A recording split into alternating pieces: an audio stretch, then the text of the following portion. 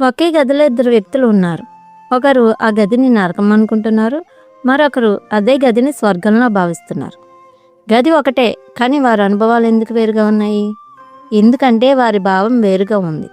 మన పెద్దలు చెప్పిన యద్భావం తద్భవతి అనే మాటకు అసలు అర్థం ఏమిటో, అది మన జీవితాలను ఎలా శాసిస్తుందో ఒక కళ్ళు తెరిపించే కథ ద్వారా ఈరోజు తెలుసుకుందాం. ఈ కథ విన్నాక మీరు చేసే ప్రతి ఆలోచనను గమనించడం మొదలు పెడతారు. నమస్కారం, ప్యూర్ సోల్ తెలుగుకి స్వాగతం. ఆధ్యాత్మిక సత్యాలను సరళమైన కథల ద్వారా తెలుసుకోవడానికి ఇప్పుడే సబ్స్క్రైబ్ చేసుకోండి. ఒక అడవి మార్గంలో ఇద్దరు వ్యక్తులు ప్రయాణిస్తున్నారు. సదాశివుడు అనే వ్యక్తి చాలా పాజిటివ్, దుర్లభుడు అనే వ్యక్తి ఎప్పుడు కుమిలిపోయే నెగిటివ్ మనిషి. అడవిలో నడుస్తుండగా దారి తప్పారు. చీకటి పడుతుంది.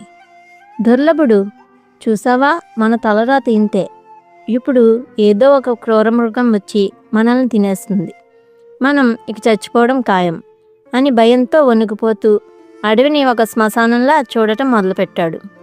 సదాశివుడు, మిత్రమా, భయపడకు, ఈ ప్రకృతి ఎంత అందంగా ఉందో చూడు, ఈ చెట్లు మనకు రక్షణ ఇస్తాయి, ఖచ్చితంగా మనకు ఏదో ఒక దారి దొరుకుతుంది అని నమ్మకంతో గాలించాడు. అలా నడుస్తూ వారు తెలియకుండానే ఒక కల్పవృక్షం కిందకు చేరుకున్నారు. కల్పవృక్షం ప్రత్యేకత ఏమిటంటే దాని కింద కూర్చుని మనం ఏది కోరుకుంటే అది తక్షణమే జరుగుతుంది. కానీ వారికి ఆ విషయం తెలియదు. ముందుగా దుర్లభుడు ఇలా ఆలోచించాడు, అబ్బా, చాలా ఆకలిగా ఉంది, ఇప్పుడు ఎవరైనా విషం కలిపిన ఆహారం ఇస్తే నా పని అయిపోతుంది కదా అన్నాడు. వెంటనే అతని ముందు ఆహారం ప్రత్యక్షమైంది. అతను భయంతో ఇందులో నిజంగానే విషం ఉందేమో అని అనుమానించాడు. అతని అనుమానమే నిజమై ఆ ఆహారం విషంగా మారింది. తర్వాత సదాశివుడు ఇలా అనుకున్నాడు, ఆహా, ఈ చెట్టు ఎంత చల్లగా ఉందో, ఇక్కడ ప్రశాంతంగా నిద్రపోవాలనుంది, దేవుడు నాకు మంచి నిద్రను ప్రసాదిస్తాడు అని ప్రశాంతంగా కళ్ళు మూసుకున్నాడు. అతనికి అద్భుతమైన నిద్ర పట్టింది. తెల్లవారేసరికి అతనికి దారి వెతికే శక్తి వచ్చింది. దుర్లభుడు తన నెగిటివ్ ఆలోచనలతో తన రాత్రిని నరకం చేసుకుంటూ, సదాశివుడు తన పాజిటివ్ భావంతో అదే చోట సుఖాన్ని పొందాడు. మిత్రులారా, ఈ ప్రపంచమే ఒక పెద్ద కల్పవృక్షం. మన ఆలోచనలే మనం కోరుకునే కోరికలు.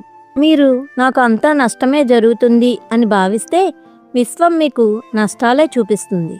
మీరు నేను ఏ పరిస్థితినైనా ఎదుర్కోగలను అని భావిస్తే విశ్వం మీకు అద్భుతమైన దారులను చూపిస్తుంది. శ్రీకృష్ణుడు భగవద్గీతలో చెప్పినట్లు, నీ మనసే నీకు మిత్రుడు, నీ మనసే నీకు శత్రువు. నీ భావం మారితే నీ ప్రపంచం మారుతుంది.